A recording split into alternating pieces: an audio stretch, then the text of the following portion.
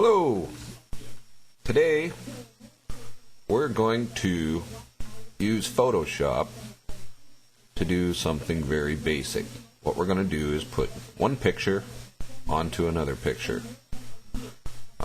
This is a very simple process. So I've already pulled up a couple pictures. What we're going to do is we're going to put a flower, which is a petunia, onto, now I've already Googled a couple images here, so you can just get some basic clip art. This is just for the basic way to do this. I got this guy in his little wedding tux, or whatever you want to call it, and what we're going to do is we're going to put a corsage or a flower on him. So, first thing we're going to do is we're going to copy this guy,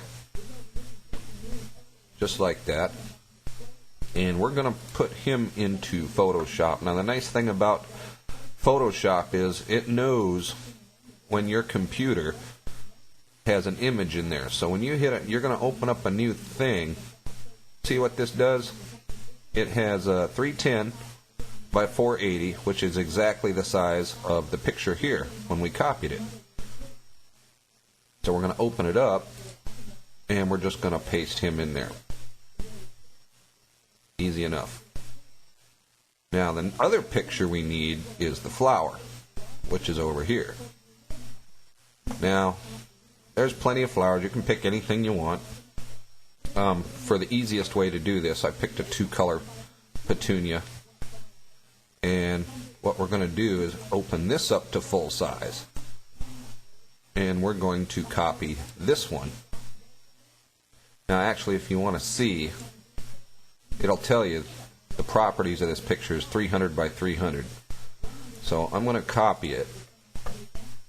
Now watch, when you hit new, it already knows it's a 300 by 300 image you're going to put in there. And there's your blank palette, and we're going to paste that in there. Now we have our two pictures.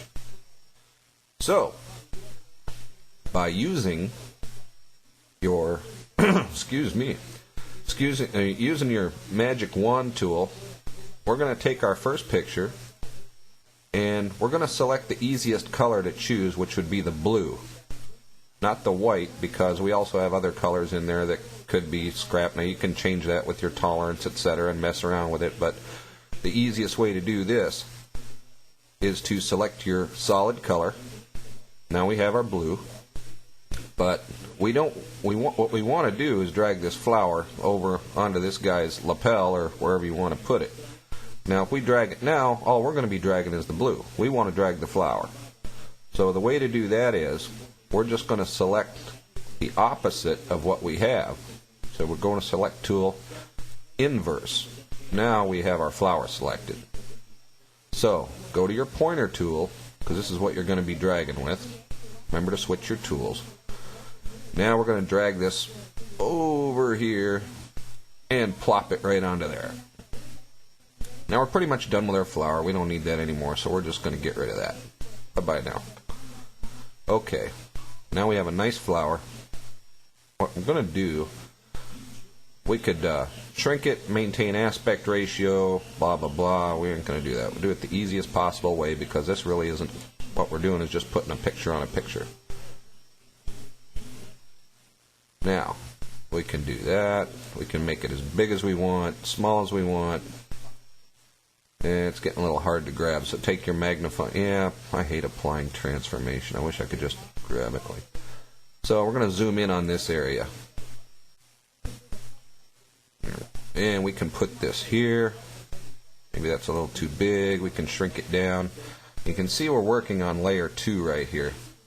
Now what we can do, now if this guy had a white tux on, that would really stand out. So if you double click your layer and apply the transformation, double click your layer.